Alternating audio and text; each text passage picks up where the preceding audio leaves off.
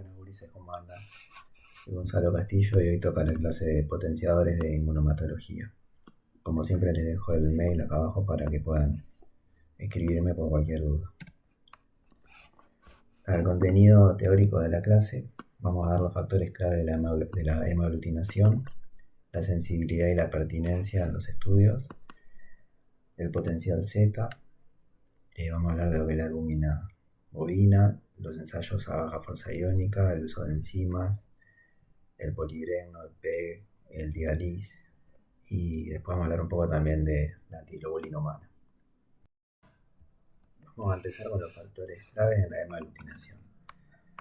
La reacción de hemaglutinación se utiliza ampliamente en los laboratorios, tanto con métodos manuales como automatizados, y depende de muchos factores, entre ellos los antígenos, la cantidad de antígenos, la cantidad de anticuerpos, las propiedades eléctricas de los glóbulos rojos y el entorno donde se da la reacción. Los factores que influyen son las fuerzas de atracción intermoleculares, que ya las conocen de años anteriores, que son los enlaces hidrofóbicos, los enlaces de Van der Waals, las fuerzas electrostáticas y los enlaces de hidrógeno. Y después están las interacciones repulsivas, que son la consecuencia del potencial Z. La agregación de los glóbulos rojos se produce cuando las fuerzas de agregación son mayores que las de repulsión. La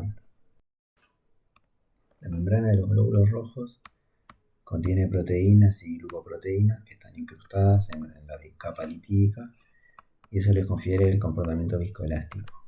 Las glucoproteínas ciliadas de la membrana son las que le dan la carga negativa al glóbulo rojo y son las que crean el potencial Z repulsivo que tienen entre ellos. Estas cargas lo que hacen es prevenir que los glóbulos rojos interaccionen o colisionen con otras células, principalmente entre sí, para que no se apilen. Y nosotros en los laboratorios utilizamos soluciones específicas para mejorar la aglutinación, que muchas ya las conocen, como el LIS, que es una solución de baja fuerza iónica que mejora la unión de los anticuerpos a los antígenos, mejora la sensibilización. Y después están las macromoléculas que reducen la distancia entre las células, por ejemplo la albúmina, que lo vamos a ver más adelante. La especificidad y la sensibilidad de las reacciones inmunomatológicas dependen directamente de las fuerzas intermoleculares que hay entre los glóbulos rojos. Y es ahí donde nosotros tenemos que lograr modificarlas para conseguir el objetivo, que es mejorar la sensibilidad de las pruebas y el tiempo también. Y bueno, y en la imagen tienen los glóbulos rojos que portan los antígenos, los anticuerpos que logran vencer la repulsión que hay entre los glóbulos rojos y los logran aglutinar. Bueno, sensibilidad y pertinencia. Esto lo agregué al teórico porque está bueno que lo sepan también, porque siempre se habla de que hay métodos más sensibles que otros, ¿no? Y el objetivo nuestro, cuando estudiamos a un paciente, es evitar la transfusión de glóbulos rojos incompatibles, o que los glóbulos rojos no sobrevivan normalmente, como sobrevivirían en ese paciente. Y a menudo como que se escucha que cuanto más sensible es el método, mejor, ¿no? O que tal método detecta más anticuerpos, por lo tanto debe ser mejor. Y esto no es necesariamente cierto, ¿sí? Si un método detecta anticuerpos que no tiene sentido clínico, la transfusión del paciente se puede retrasar mientras llevas a cabo la búsqueda de sangre compatible, y eso puede generar gastos grandes de tiempo y de insumos, de reactivos, de dinero, al fin de cuentas. Hay informes que documentan la existencia de anticuerpos que, por la especificidad, se esperaría que fueran clínicamente significativos. Y bueno, en estos estudios, estos anticuerpos no eliminaron los glóbulos rojos con antígeno positivo en vivo y aumentaron la fuerza después de que el paciente recibiera sangre con ese antígeno positivo. Es decir, que no hubo una reacción inmediata o diferida en las transfusiones y ninguna respuesta inmune secundaria. Está claro que la importancia clínica de un anticuerpo no se puede predecir basándose únicamente en la especificidad, por ejemplo, o en cualquier otra característica de los anticuerpos. Si bien sabemos que la mayoría de los anticuerpos en los sistemas, por ejemplo, RH y KEL, son clínicamente significativos, hay casos en los que no. Y me pareció como necesario hacer esa precisión. Recuerden que la sensibilidad a la prueba in vitro no siempre se correlaciona con la relevancia del anticuerpo in vivo. El potencial Z. Cuando hablamos del potencial Z, tenemos que tener en cuenta que el glóbulo rojo se encuentra en una especie de microambiente donde está rodeado de iones. Esos iones son iones del plasma y influyen en la capacidad de los anticuerpos para unirse a los glóbulos rojos. Y depende de qué cantidad de iones haya, va a hacer que los glóbulos rojos se aglutinen más fácil o incluso se agreguen espontáneamente. En 1965, Pollack en un trabajo demostró que los glóbulos rojos tienen una carga neta negativa, que resulta de la ionización de los grupos carboxilos del componente esencial de la membrana, que es el ácido N-acetilneuramínico. Entonces el glóbulo rojo, con su carga negativa, en lo que es el plasma, atrae cationes, que son de carga positiva, ¿sí? Entonces tenemos la pared del glóbulo rojo con cargas negativas, y esas cargas negativas atraen cargas positivas. Esas cargas positivas están en el plasma y son las que de cierta forma son las que van a marcar cuál es la distancia que va a haber entre glóbulo rojo y glóbulo rojo, ¿no? Bueno, acá en la imagen tienen que dice que la zona que separa la capa más densa que rodea la célula del resto del entorno catiónico se denomina plano de transporte o plano de cizallamiento. Y el potencial Z es la fuerza que se expresa en ese límite, que resulta de la diferencia de potencial electrostático entre la superficie del glóbulo rojo y el límite. Lo importante del potencial Z es que ustedes tienen que recordar que es una diferencia de potencial eléctrico que hay entre la carga negativa y la carga positiva. Y eso es lo que va a marcar la distancia que tienen los glóbulos rojos entre sí.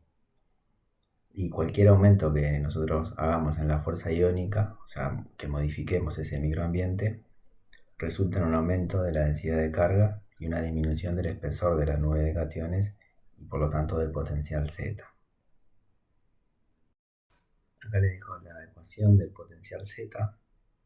Esto les va a ayudar a entender mejor cómo los potenciadores que usamos pueden influir sobre el medio en el que están suspendidos los glóbulos rojos y así favorecer o no la aglutinación o la sensibilización. Por ejemplo, la constante dieléctrica, que la podemos modificar con albúmina, destranficol o polietilenglicol, se basa básicamente en que el glóbulo rojo tiene en la parte externa una capa de hidratación compuesta por agua, que nosotros la disipamos con estas macromoléculas. Y de esa forma favorecemos lo que es la aglutinación del glóbulo rojo, ¿no? Después está el Lis, que el Lis lo que nos ayuda es ajustar la fuerza iónica del medio para favorecer la sensibilización de los glóbulos rojos. Vamos a ver después cómo trabaja más precisamente, pero resumido es eso. Y después tenemos la carga eléctrica de la membrana del glóbulo rojo, que la modificamos con enzima. Esto es lo que hablábamos de quitar las cianoglicoproteínas de la membrana del glóbulo rojo. Favorece la disminución de la carga neta que tiene negativa la membrana y también favorece la exposición de ciertos antígenos para que queden más accesibles para los anticuerpos. A esas tres cosas básicas modifican lo que es el potencial Z y favorecen la sensibilización o la aglutinación de los glóbulos rojos. Albúmina bovina. En 1945 se demostró que la adición de albúmina bovina a un sistema de pruebas causaba que algunos anticuerpos que de otro modo no serían aglutinantes se comportaran como aglutininas. La adición de albúmina bovina no mejora lo que es la primera fase de la reacción, o sea, la sensibilización o la absorción de anticuerpos. Los anticuerpos que no aglutinan eritrocitos suspendidos en solución salina, en ocasiones los aglutinan cuando están suspendidos en albúmina bovina. Esto porque la albúmina provoca un incremento en la constante eléctrica del medio en el que están suspendidos los eritrocitos y una disminución del potencial Z. No todos los anticuerpos de los grupos sanguíneos aumentan la actividad cuando les ponemos albúmina. Por ejemplo, según la bibliografía, tenemos que los anti-A, los anti-B, los anti-Lewis, también el anti-H, muestran no solo que no mejoran, sino que muestran una reducción de la actividad en presencia de albúmina. La albúmina, al menos en clínica, no se usa mucho como potenciador. Yo no recuerdo haber hecho ninguna técnica con ella, a no ser algunas de dilución. No me acuerdo cuál era de las técnicas de dilución que llevaba albúmina y ahí lo usé. Pero como potenciador así, jamás la usé. Lo que sí se usa es el LIS, ¿no? Vamos a hablar ahora de lo que es el LIS. Se sabe que en 1964 que la disminución de la fuerza iónica del medio de prueba aumenta en gran medida la velocidad a la que los anticuerpos se unen a los glóbulos rojos. Y bueno, esto ya lo sabemos, ¿no? Es importante cuando usamos LIS, yo siempre le digo en el práctico, que usemos los volúmenes correctos, tanto de LIS como de suero.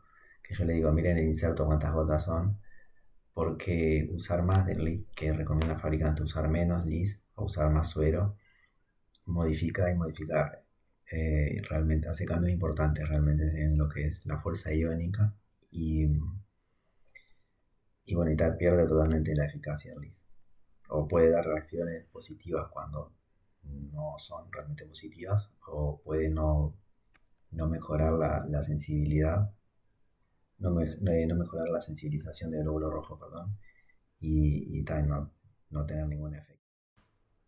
Cuando las células en solución salina a fuerza iónica normal las mezclamos con suero y después le añadimos el LIS, la idea es llevar todo a una mezcla de 0,09 iones.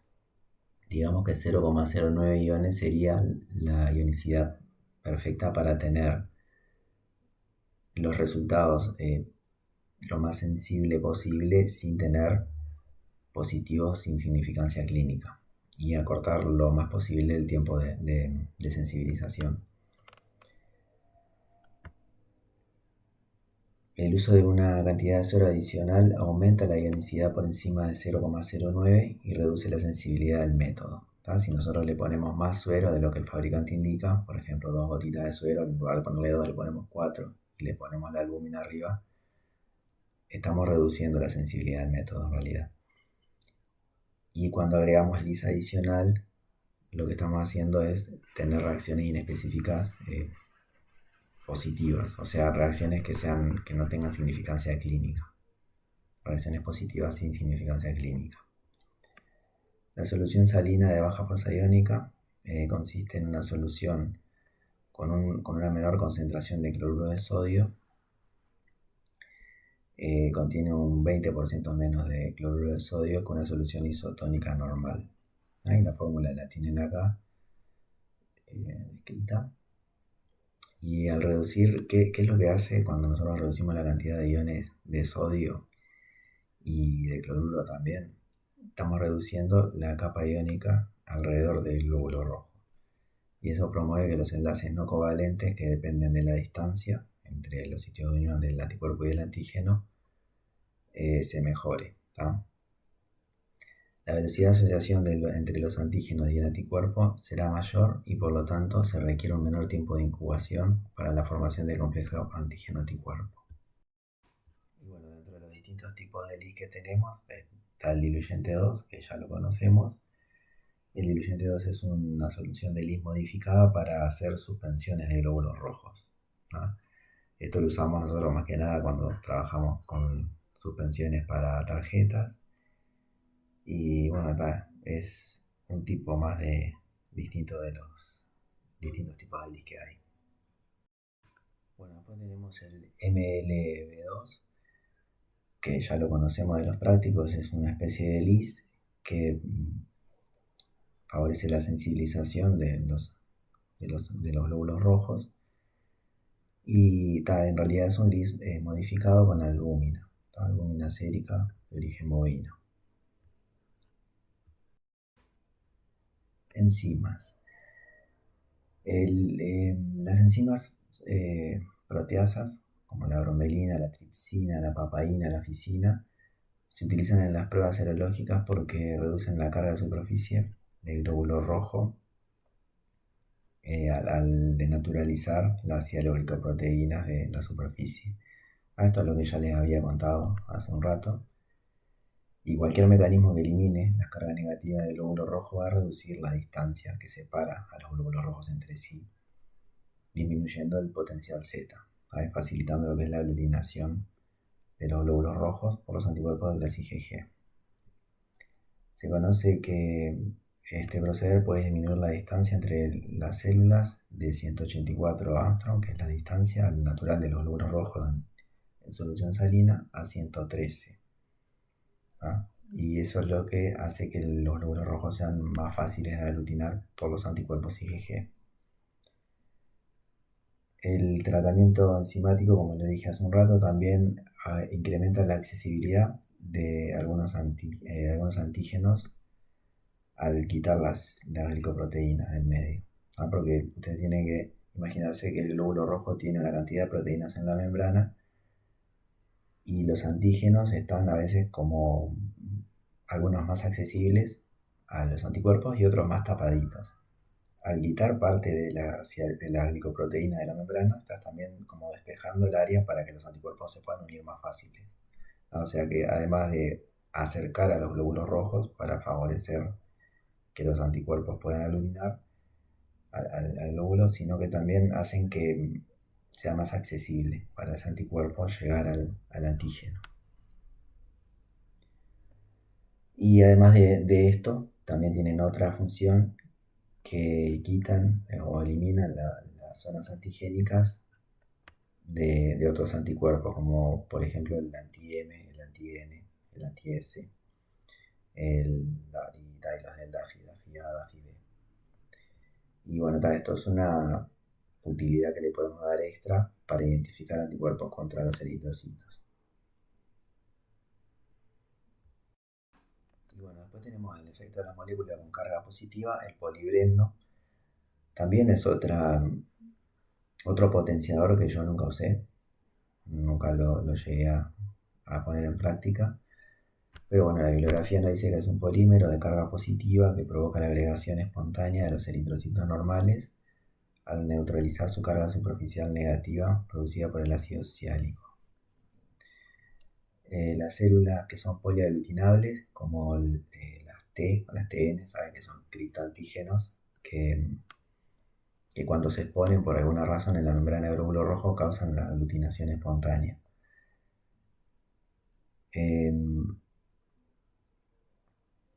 En este caso, cuando lo tratas con polibrenne, a estas células que son poliaglutinables dejan de ser poliaglutinables y eso les da sirve como información adicional para resolver casos en los que tengas criptoantígenos o aglutinación espontánea sin ninguna explicación.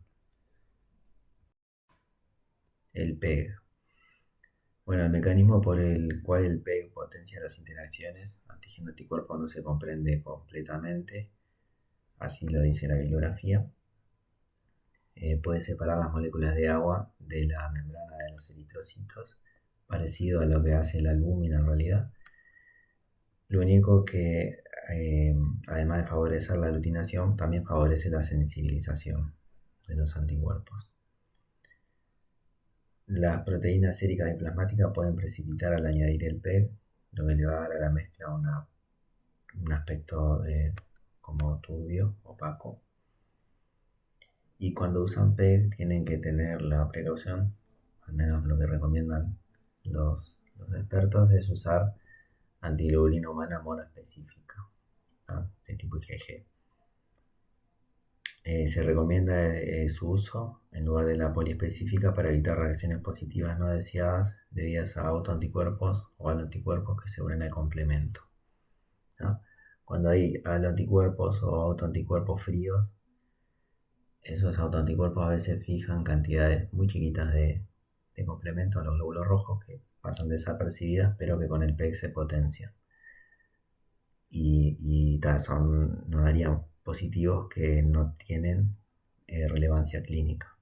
No son falsos positivos, pero tampoco tienen relevancia clínica porque que un anticuerpo frío fije mínima cantidad de complemento en el glóbulo rojo no va a cambiar nada en una transfusión. La adición de PEG al sueroplasma en los pacientes con gamopatías monoclonales por IgG puede provocar el depósito de IgG en los eritrocitos. ¿Y por qué nos importa esto? Porque puede impedir la validación de los resultados negativos de las pruebas con antiglobulina humana, con eritrocitos recubiertos con IgG. Y bueno, entonces se crea como un conflicto para poder validar los resultados negativos. También lo que hace es precipitar el fibrinógeno, interfiriendo también en las pruebas. Y bueno, para evitar esto, lo que se hace con el PEG es lavarlo más veces. Cuando haces las pruebas, en lugar de lavar 3 veces, lavas 6 veces, 8 veces, como si fuera la muestra de un recién nacido.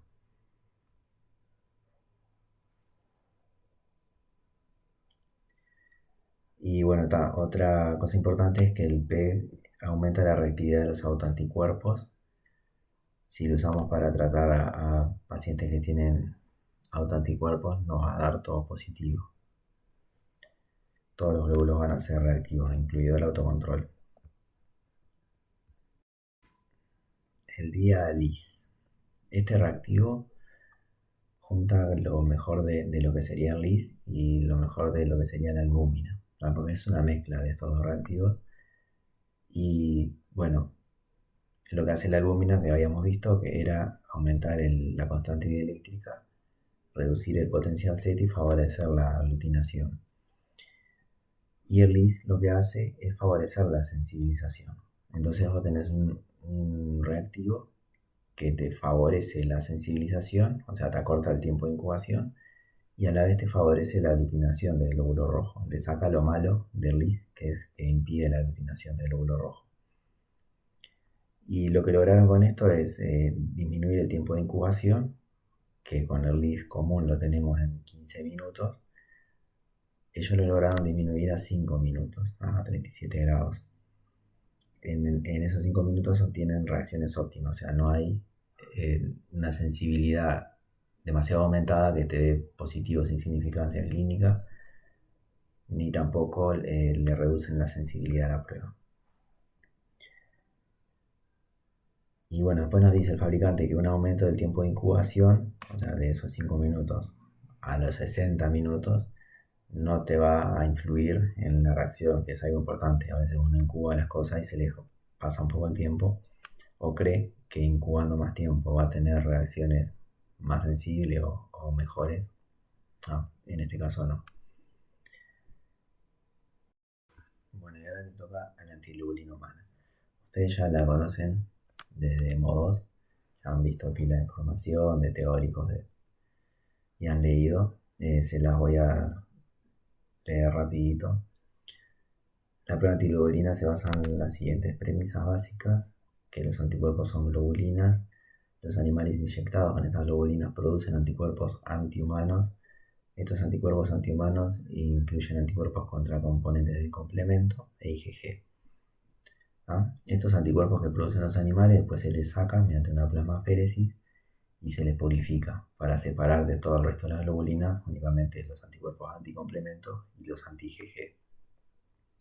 Los anticuerpos antihumanos se unen a la porción Fc de los anticuerpos sensibilizantes y forman puentes entre los eritrocitos recubiertos de anticuerpos, lo que produce la aglutinación visible. Los anticuerpos antihumanos se unirán a los anticuerpos humanos que están unidos a los eritrocitos sensibilizadores y no unidos. Los no unidos es la razón por la que tenemos que hacer los lavados. Ahora vamos a ver un poco, a profundizar en el tema de los lavados. Los anticuerpos antihumanos reaccionarán primero con cualquier anticuerpo humano no unido. Esto es sumamente importante por lo que les decía, por el tema de los lavados. Factores que afectan la prueba indirecta de antiglobulina.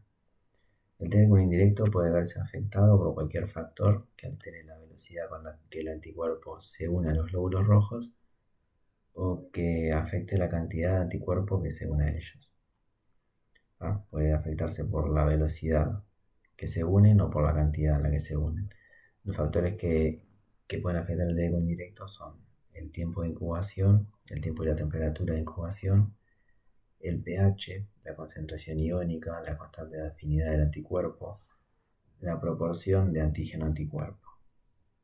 Bueno, vamos con el primero, que es el tiempo y la temperatura de incubación. Tanto el tiempo como la temperatura de incubación van a afectar la primera etapa de sensibilización o la etapa de aglutinación. En general, los anticuerpos que son clínicamente significativos reaccionan en un rango de temperatura que va de los 30 grados a los 37 más o menos. Y para detectar anticuerpos en las pruebas de TDQ indirecto, la mayoría de los anticuerpos requieren un tiempo de incubación de aproximadamente 30 minutos a 37 grados. Si se utilizan pruebas en salino o en albúmina. Después van a ver que cada anticuerpo tiene como un tiempo óptimo de incubación y a veces también una temperatura y un pH. Por ejemplo, los anticuerpos del RH se sabe que con un tiempo de incubación menor a 30 minutos ya es suficiente para poder detectarlos. El pH, que es otro factor que afecta el TDQ indirecto. El pH óptimo en las interacciones de antígeno-anticuerpo de los eritrocitos se considera generalmente en un rango fisiológico que va de 6,8 a 7,2. En ese rango fisiológico normal es donde la mayoría de los anticuerpos trabajan.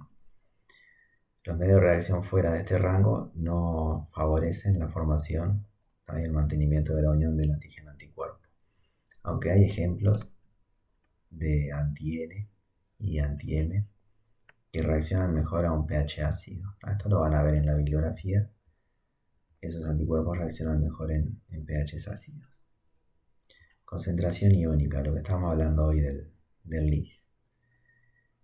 El uso de una solución salina de baja fuerza iónica reduce el tiempo necesario para que los niveles adecuados de anticuerpos se unan en las pruebas in vitro que hacemos en el laboratorio para favorecer la identificación.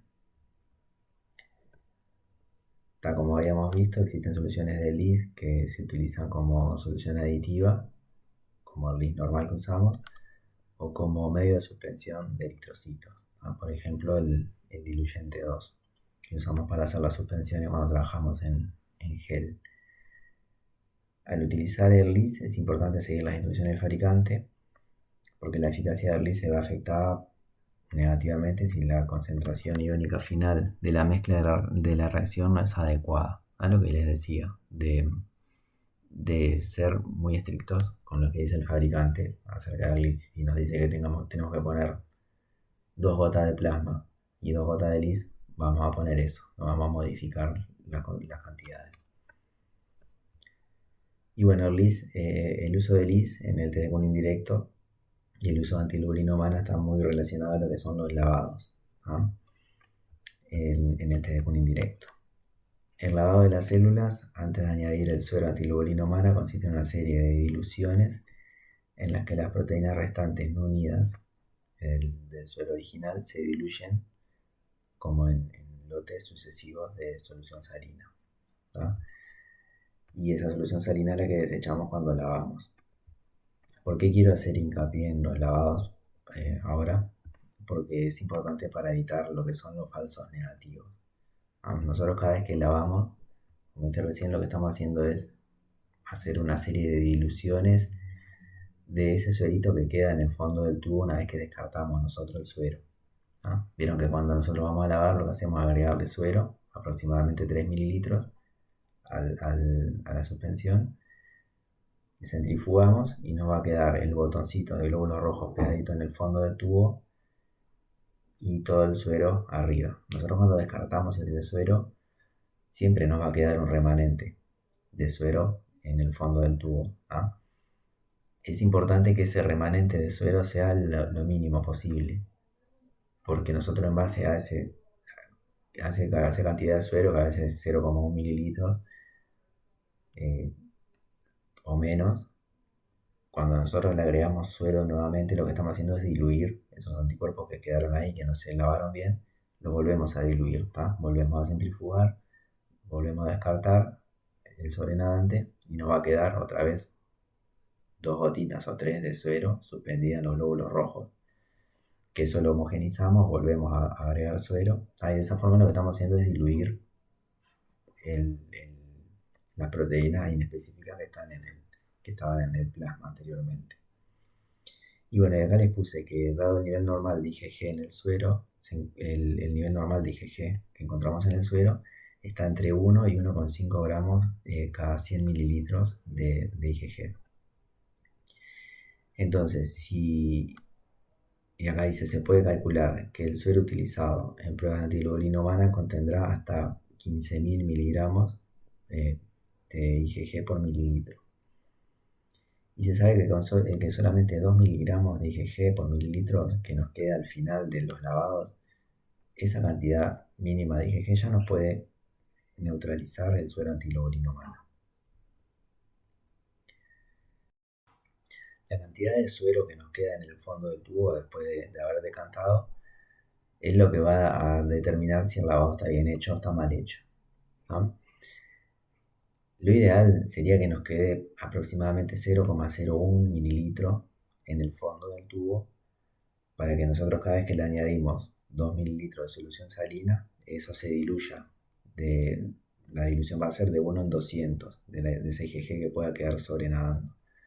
Si se utilizan 3 mililitros, la dilución va a ser de 1 en 300. Pero si cuando nosotros descartamos el lavado y nos queda una mayor cantidad de sobrenadante, por ejemplo 0,1 mililitro de mezcla de suero y solución salina, la dilución va a pasar de ser de 1 en 200 a ser de 1 en 20, que es mucho menor esa dilución, ¿tá? O si usamos 3 mililitros, en lugar de ser de 1 en 300, va a ser de 1 en 30. Y eso afecta realmente cuando nosotros agregamos la antiglobulina humana, el resultado. Y bueno, acá no se la dejé porque me parece interesante visualizar así en golpe de vista también toda la cantidad de proteínas y de anticuerpos que tenemos en el plasma y de una persona sana, ¿no? De un paciente que esté medicado con muchas cosas, también puede tener otro tipo de químicos y todo eso puede interferir en la reacción y también es la justificación de por qué tenemos que lavar bien cuando hacemos las pruebas con antiglobulina humana.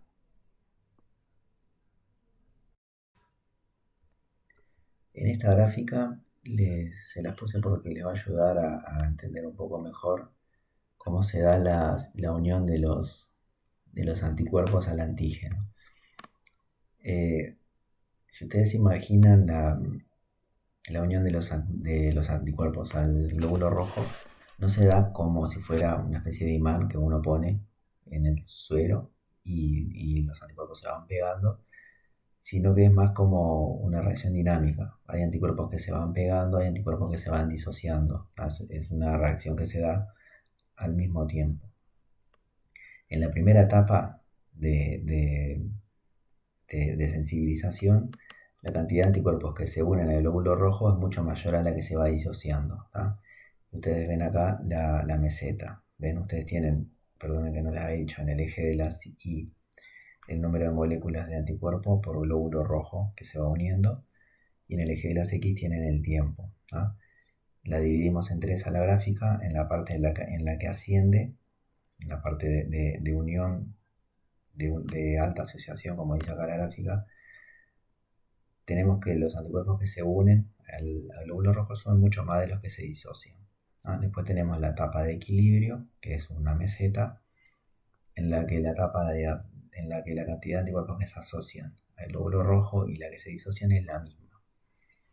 Y después tenemos la etapa final, que es cuando incubamos más del tiempo necesario, en la que los anticuerpos ya se empiezan a disociar, ya es contraproducente a lo que queremos.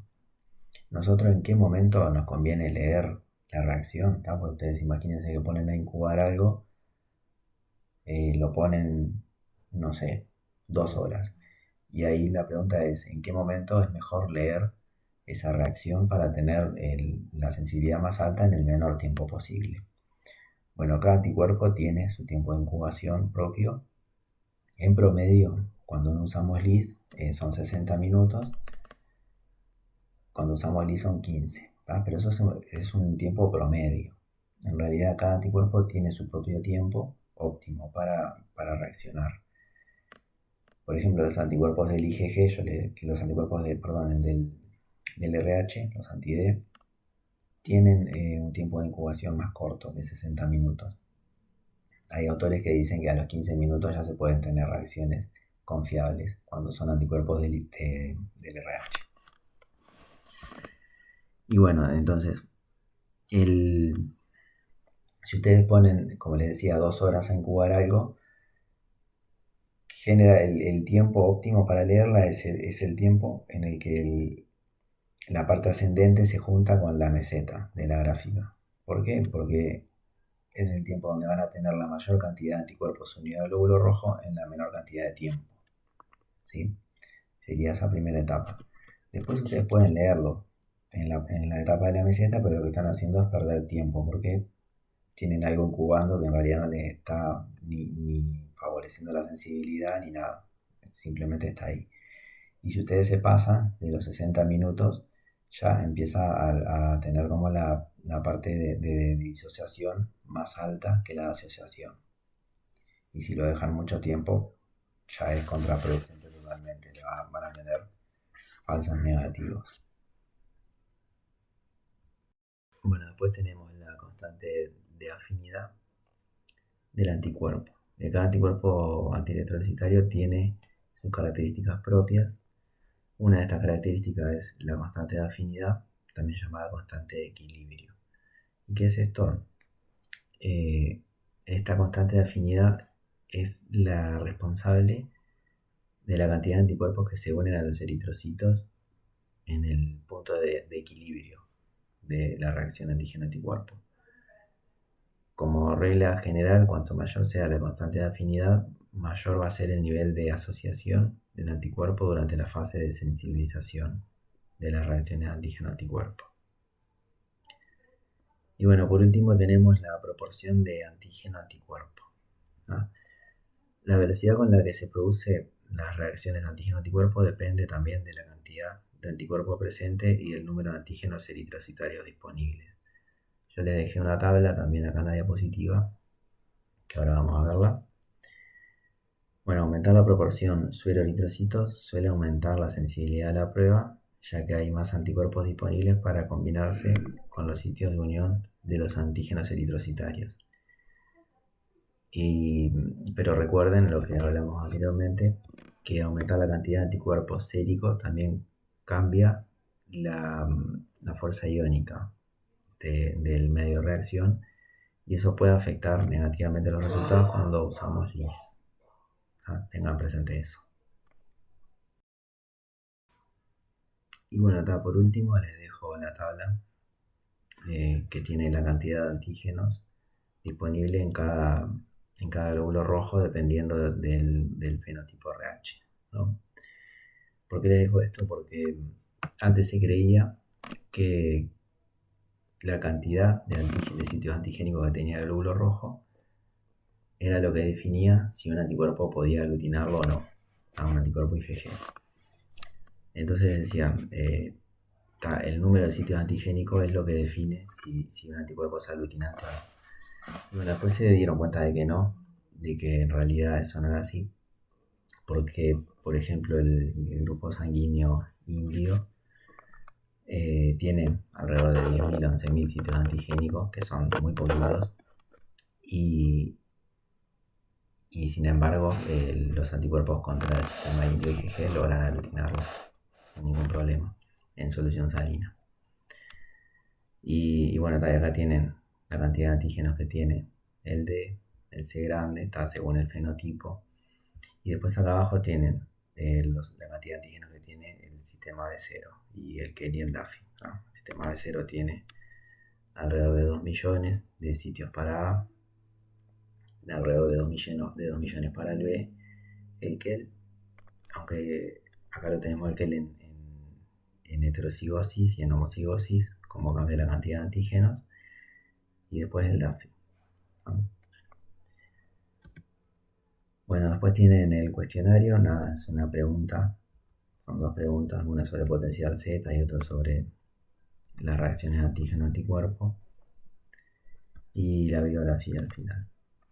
Bueno, espero que les sirva para aclarar un poco lo que es el tema de los potenciadores inmunos, que les sirva para estudiar y bueno, cualquier cosa me escriben al mail.